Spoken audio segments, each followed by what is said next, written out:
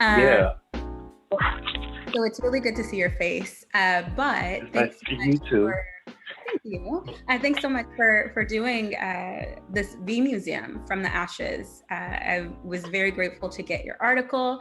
But before we get started and doing your interview and your kind of look back, why don't you tell the people who you are and what you do?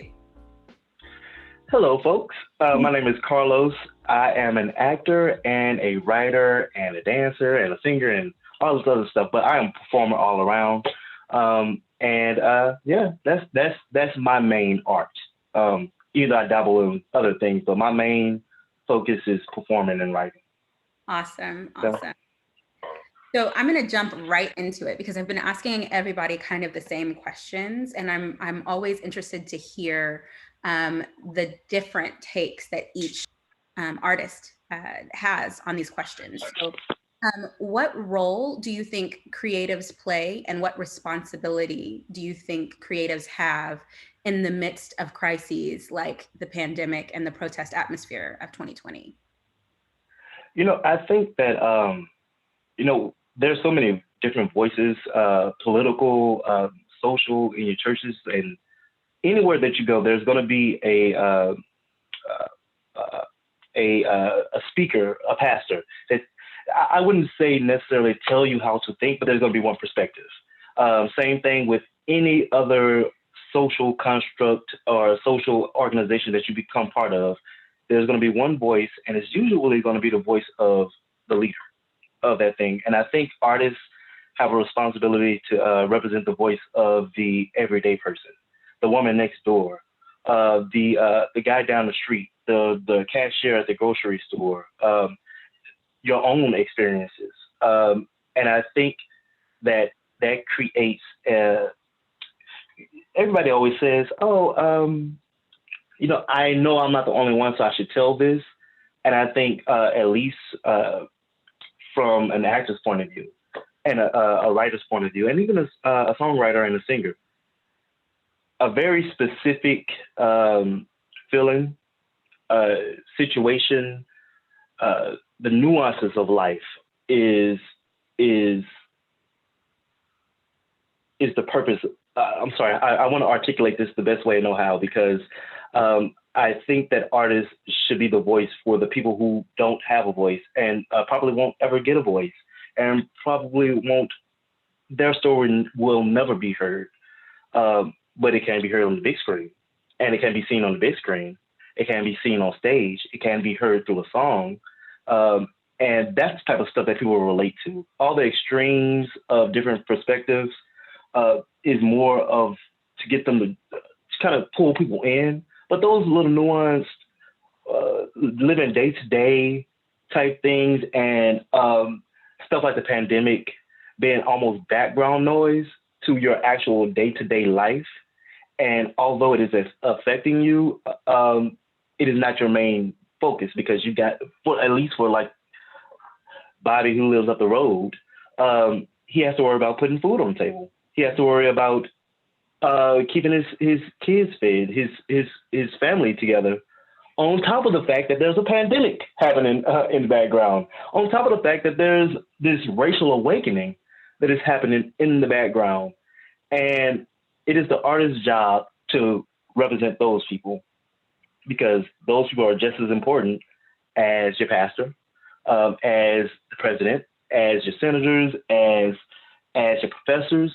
They're just as important, and they deserve just as much of a voice as those other people. So I think that's the role of an artist, especially during such times of high tension and everything. It is our responsibility to tell the world that these are the real lives that are being affected. All the stuff you see on the news, that's just that's static. There are real lives uh, that are being affected, and it is our job to humanize those lives and to give those people voices. I'm sorry, I probably went the long way around that. I had a lot of things going on in my head, but yeah, I think it's just our job to give voices to people who won't normally have a voice or didn't normally have a voice. And That's so I want to ask specifically as an actor. I want to speak to the actor you about this because I know that as an actor, there's a lot of intimacy and vulnerability with um, with on three different levels, and I think that sometimes people don't realize that. I've had the pleasure of watching some of y'all's like process to Yeah.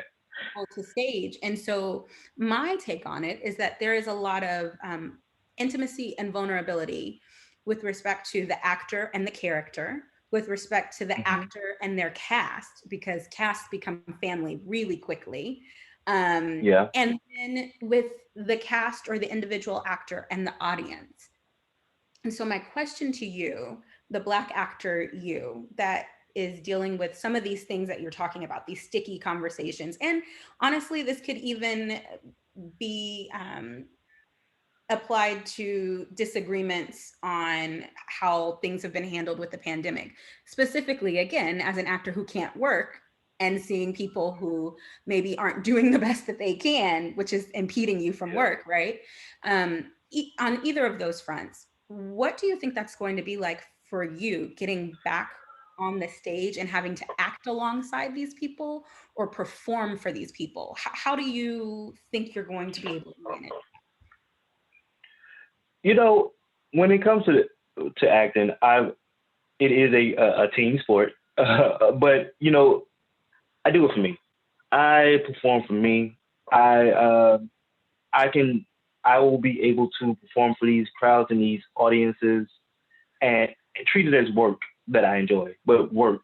Um, I don't necessarily have to sit down and have a dinner with these folks and talk about the rigmaroles of the world. And I don't think that any of them will ever come to my show and be like, hey, now remember in 2020 when I hope they don't, because although I am nice, I'm always really honest. I think people respect honesty, and I'm not a I am tactful, but if you want to have a conversation about something like that, then we can.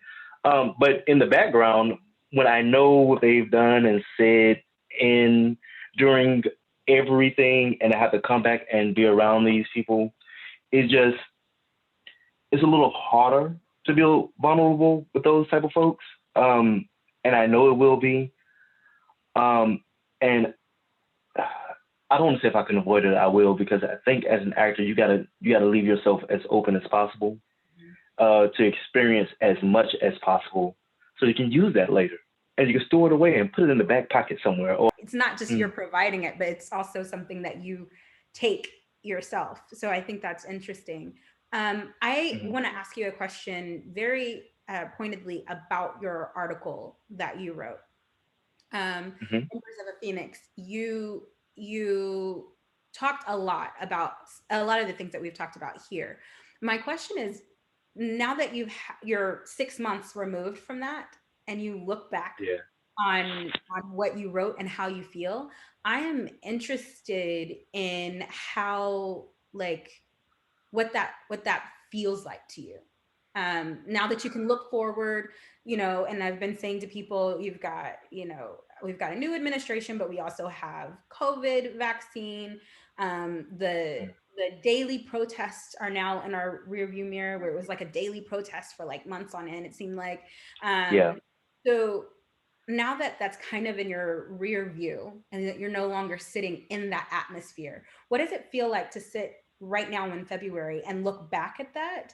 And what has that taught you as you're looking forward? I've been saying when George Floyd and Breonna Taylor and Ahmaud Arbery, when all of that happened, I just remember not being able to not feel anything but anger and sadness at the same time, and not wanting to do anything. Months after I saw all the protests and everything, I honestly became really optimistic, because it wasn't just us; it was everybody. The COVID crisis is happening to everybody. It's happening to us more, but it's happening to everybody. We're in this thing together, and I think, at least from what I experiencing right now, I think people are slowly but surely starting to wake up to that we're all in this together. Um, and even more so, talking to young, I love talking to younger people, um, because I feel like when we look at the youth, we can see the progress. Mm. I don't see it. I can't feel it right now, maybe. Although I know we have come a long way, and I have come a long way. I'm still. I feel like I'm still in that changing, but I can look to my niece and look to her friends and see how they're talking with each other, and remember that I couldn't talk. I was too scared to talk about this type of stuff with my friends or my family. I was too insecure or shy to even talk about this type of thing. I felt like this stuff was way beyond me. And you talk to these young 20s, teenagers, even younger, and this stuff is on their mind. And on one hand, it's really, it's kind of sad because 15, 16, 17, 20, young 20s, this is the time where you should be not having to worry about that and you should be living your best young life ever. And, but on the other hand, um, I feel like as the generations go, they're less likely to let things and unfairness pass Yeah. and just go under the radar and just fade away. I think they're a lot more engaged. I think that it's our job as the older generation and as artists to not silence their voice, but guide them in the right direction and let them express themselves. Let them be angry. Let them be mad. Let them be heartbroken. Let them be sad. And then it's our job to say, okay, now that you felt that, let's figure out how we can fix it. Yeah. Because you can't just be mad or scream or cry and not have a plan to fix things. It's our job to tell them that it can be fixed and the work it's not even work for you guys. The way that you are naturally dealing with your friend group, I didn't deal like that with my friend groups. And there's there's power in that and there's progress in that. And you can keep going. You can keep doing this, still feel this way, but let me show you how to aim that a little better. Let me show you who you tell this to, who you talk to a little bit. And I am very optimistic about the future. I do still feel like, though, we're still in the mud Yeah. and we're going to have to dig through a lot of mud. Yeah. And it's probably going to get worse before it gets better. But if the next generation is any indication of the future, I am extremely optimistic. Um, and they energize me. They make me want to do something. They make me want to say something. They make me uh, want to be involved in some kind of way. And I think these 32 years of my life, with so much happening and with the way I've grown up, and then so much happening throughout that course, you can kind of get bogged down and like just, well, nothing's going to change. And these are the same stories over and over again until you hear little Susie, 22-year-old, waking up and realizing, oh no, wait, something ain't right. And why is no one saying anything? You know what, Susie? Why am I not saying anything? Oh, God, You're it's right, girl. You are absolutely correct. Silly as me, and I think that relationship needs to stay formed in order for us to get to the best place uh, that we could possibly be in this country and in this world. Um, Engage these young folks, encourage these young folks. Um, they'll teach you something yeah. if you listen. Yeah. Yeah. They'll teach you something if you listen. And That's so I'm so optimistic. that's Uh, that's it, awesome. I I and I love it. agree. I agree. I think I have seen some wonderfully energetic, the ones I'm talking about too. Listen, they're hardcore. They They'll have own it. no qualms, honey, about telling you. Uh, Zero. and Zero. And you're right, they do very much energize. I could talk to you forever, but I want to go ahead and wrap it up. But before we do, I want you to tell people how they can find you so that when we get our new normal back and we can get to see people on stage and see people's work, how can they find you? So you can find me on my Facebook. My name is Carlos Brumfield, Brumfield. So, and I, you know, and also I have Instagram, C Boogie 88. Go check that out as well. I normally don't. This is really weird because as an actor, you're supposed to promote yourself. I don't normally post a whole bunch of my hey guys, come see out because I always you do a terrible job at that. But you do I am after the show is over. You're like, look at this. Look at that. It's so weird. I don't know why I just anyway, but I'm gonna start doing it now. I'm gonna start. I feel a certain confidence rolling up and up under the belly somewhere. So check me out on my social medias. I'll more than likely be posting a lot of things and trying to get into a lot of different stuff. So awesome. Keep your eye out.